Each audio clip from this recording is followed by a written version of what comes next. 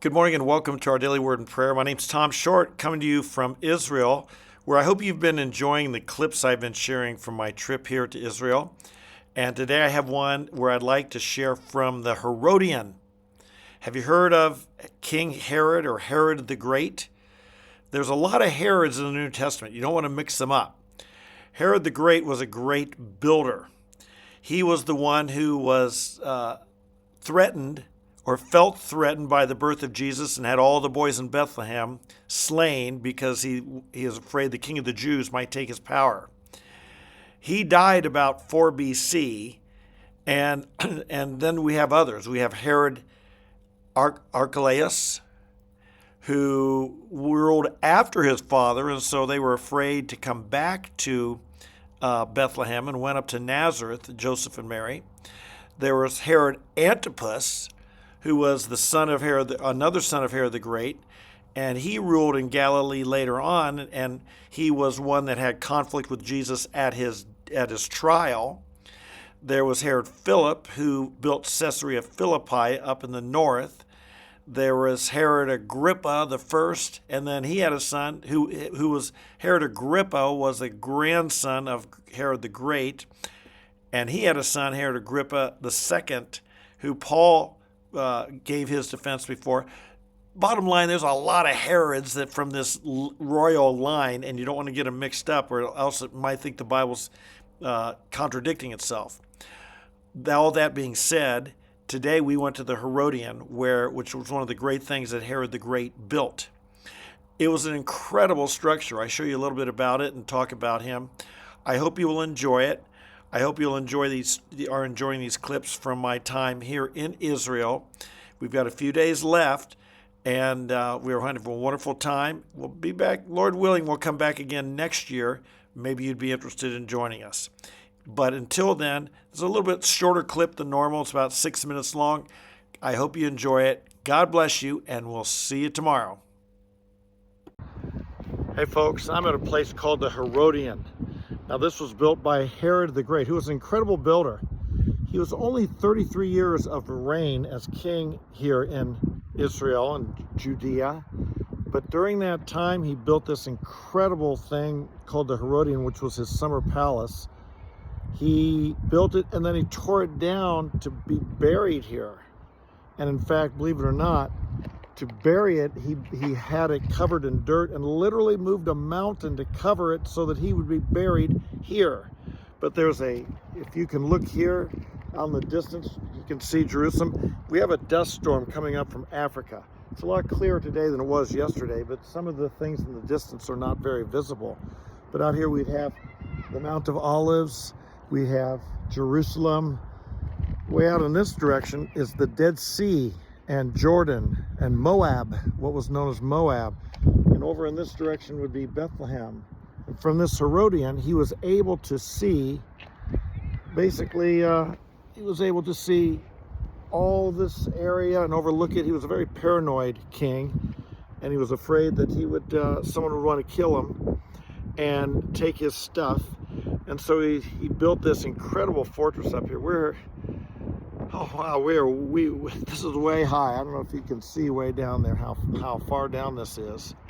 And this was quite a climb up this mountain to see the fortress. He built an amphitheater, he built pools, right now it's kind of desert, but there were grasses and trees and flowers.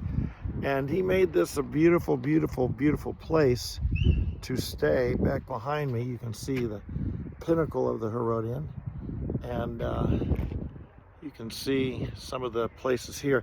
But here's the point, and whenever you come here, you've got to be amazed at what he built. He built the Herodian, he built the port of Caesarea Maritima, one of the great ports in the Mediterranean during the Roman era. He built this, he greatly enlarged the second temple.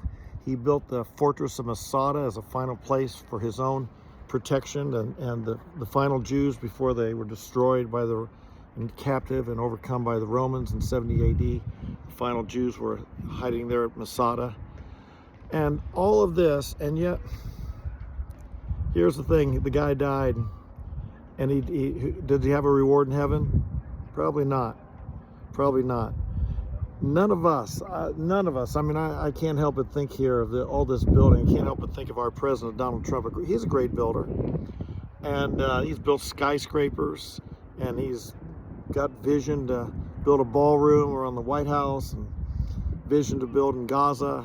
The man is a builder. He's a great builder, kind of like Herod was. But most of us can't do that. Most of us don't have those resources. Most of us don't have that ability, that power. But we can, Jesus said, store for yourselves treasures in heaven. That's something we can all do. Now, by the way, I admire people who build great things. I live in a house someone else built. I appreciate someone did it. I have appreciated the hotels or the business buildings, the things that people build. I'm not putting that down. I'm just saying it's beyond the reach for most of us. What's not beyond reach is to have treasures in heaven. That's something we can all do. Jesus said in Matthew 6, store for yourselves treasures in heaven, where moth and rust don't destroy and thieves don't break in and steal. Don't store up yourselves treasures on earth, where moth and rust destroy and thieves break in and steal. For where your treasure is, there will your heart be also. Here's the fascinating thing. You can have treasures in heaven, where thieves can't steal it. It won't rust. It won't break down. It won't deteriorate through the ages. Some people who, like Herod, the only treasure he had was here on earth, and he wanted a great memory. He built a mountain. He built a mountain to be memorialized here. And he took a palace that he'd built and lived in, one of the most beautiful palaces maybe in the world at the time, lived there for a while, and then had it all torn down and turned into a mausoleum to house his dead body, and covered with this dirt, with this mountain. And what a wanting to have a legacy, wanting to have something left behind. My friends, the legacy we leave is more with people than with things. And that's what we want to do. We want to leave a legacy with people, and we want to have treasures up in heaven. Some things will last forever, some things won't. You and I, our soul, will live forever.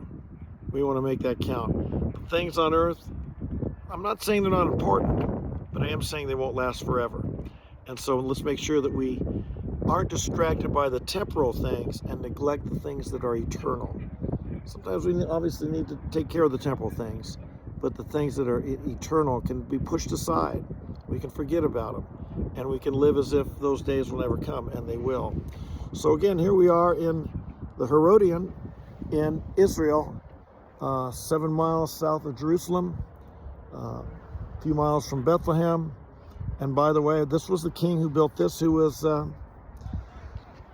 jealous and envious and concerned about the king of the Jews, Jesus, and had all the boys of Bethlehem killed because he thought the wise men did not come back and tell them they'd found the king. But he said he wanted to worship him. Well, he wanted to kill him. He's a paranoid king. He didn't want his power challenged. And so when they realized he didn't get him, he went and killed all the boys of Bethlehem. And that's just over here behind me, or over here to my left, Bethlehem. King Herod, not a good guy. He's a bad guy. He was an evil king who wanted to favor the people, but he was an evil man. Tom Short here in Israel. Maybe you'll join me next year where you can see some of these things in person. It'd be a trip of a lifetime. God bless you. See you tomorrow.